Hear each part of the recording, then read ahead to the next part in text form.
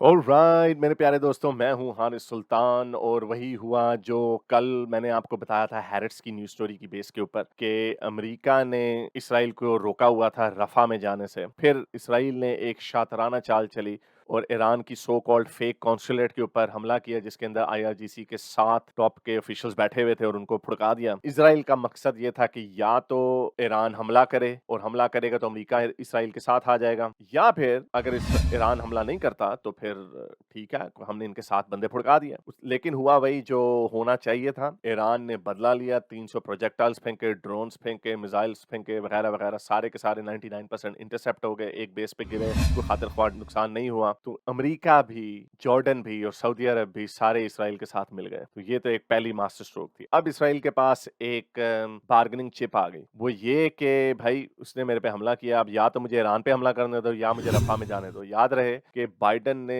सख्ती से मना किया हुआ था इसराइल को कि तुम रफ़ा में मत जाओ, और धमकी के तौर पे 1 महीना पहले जो यूएन में रेज़ोल्यूशन हुई थी, अमेरिका ने पहली दफ़ा उसको वीटो भी नहीं किया था इसराइल की फ़ेवर में। ये पहली दफ़ा हुआ था। इतना अमेरिका इसराइल से दूर होना चाह रहा था इस जंग से। लेकिन ईरान के इस हमले की वजह से उन्होंने कहा वाह भई, या तो अब हम उसके ऊपर हमला करेंगे या इधर हमें जाने दो। तो ज़ाहिर बात है अमेरिका ने ये देखा कि ईरान के ऊपर हमला करने से पूरे रीजन में वॉर आ जाएगी, तेल की कीमतें ऊपर चली जाएँगी वगैरह-वगैरह, तो उसको ना करो, यहाँ पे तुम रफ़ा में जाके बंदों को मार दो। तो अब रफ़ा में जो बंदे मरेंगे, सिविलियंस मरेंगे, उसकी सारी ज़िम्मेदारी ईरान के ऊपर जाती है। क्योंकि इसराइल 2 महीने से रुका हुआ था रफ़ा में जाने से, क्योंकि अमेरिका का डंडा था। लेकिन ईरान की फ़िज़ूल अहमकाना पॉलिसियों की वजह से अमेरिका ने ना सिर्फ इसराइल को इजाज़त दे दी कि तुम रफ़ा में चले जाओ, बल्कि कल यूएन में एक रेज़ोल्यूशन डाला गया कि हम सारे जो अक़वाम मुत्तहिदा है, वो फ़लस्तीनी स्टेट की क्रिएशन को कबूल कर लेगी, लेकिन अमेरिका ने उसको वीटो कर दिया। तो ये कल हुआ। तो ऑब्वियसली ये जो डील हुई इसराइल और अमेरिका के दरमियान कि भाई अगर तुम चाहते हो कि हम ईरान पर हमला ना करें, तो एक तो यूएन में हमारी सपोर्ट करो और दूसरा हमें रफ़ा में जाने दो। तो इसराइल ने बेसिकली एक तीर से 2 शिकार कर दिया। तो मेरे हिसाब से बड़ी अहमकाना हरकत थी ईरान की तरफ से, और सारे जो हमारे लंडे के मोमिनीन हैं बड़ी खुशियाँ मना रहे हैं। उन बेवकूफ़ों को ये नहीं पता कि अभी जो इसराइल ने भी जो अभी सिंबॉलिक हमला किया है, फ़िज़ूल सा हमला किया है। इस्फ़हान एक सेंट्रल प्रोविंस है, वहाँ पे उनकी न्यूक्लियर फैसिलिटीज़ भी हैं।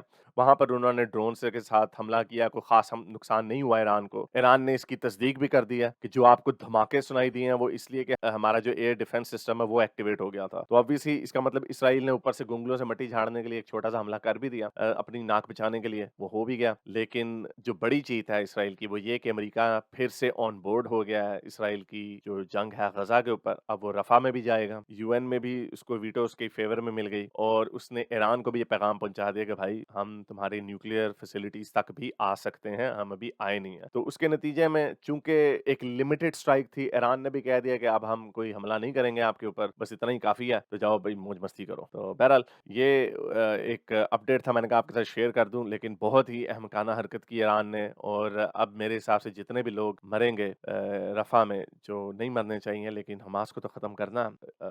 जो ऑफ़िशियल फ़िगर है 32,000 इस वक़्त लोग मरे हैं, जिनमें से 12,000 के करीब जो हैं वो हमास के लोग हैं। तो 20,000 शहरी मरे हैं। आई होप कि ये कोई ज़्यादा बात आगे ना जाए, 2-3 हज़ार, अगर वो भी 2-3 हज़ार भी बहुत ज़्यादा, लेकिन अगर उसके अंदर-अंदर काबू इसराइल कर ले तो हो जाए। लेकिन अगले जो 2-3 हफ़्ते या महीना जो है वो बहुत ख़तरनाक होगा, और जो वीडियोज़ हमने शुरू में देखी थी गज़ा से आती हुई, जहाँ पे बहुत सारे शहरी मारे जाते हैं, बहुत सारी फेक वीडियोज़ भी होती हैं, क्योंकि हमास का काम ही यही है, क्योंकि सारी बात है हमास चाहती है कि ज़्यादा से ज़्यादा शहरी मरें, ज़्यादा से ज़्यादा वीडियोज़ बने, फेक वीडियोज़ बहुत ज़्यादा, लेकिन शहरी मरते तो हैं, इसमें तो कोई इसको डिनाई नहीं कर सकता। तो शहरी मरेंगे अनफॉर्चुनेटली, और अगला महीना जो है बड़ा सख्त होगा गज़ा के लोगों के लिए। आई होप कि उनको पहले रिलोकेट किया जाए, फिर रफ़ा पे हमला किया जाए। लेकिन 2 महीने से अमेरिका ने रोक के रखा हुआ था इसराइल को कि रफ़ा में नहीं जाना, तो लेकिन अब उसको ग्रीन लाइट मिल गई है थैंक्स टू ईरान, और बड़ा बुरा वक़्त आने वाला है। तो मैं इसके ऊपर नज़र रखता रहूँगा, आपको खबरें ला के देता रहूँगा, अपना तज्ज़िया भी देता रहूँगा। वैसे मुझे पता है कि जो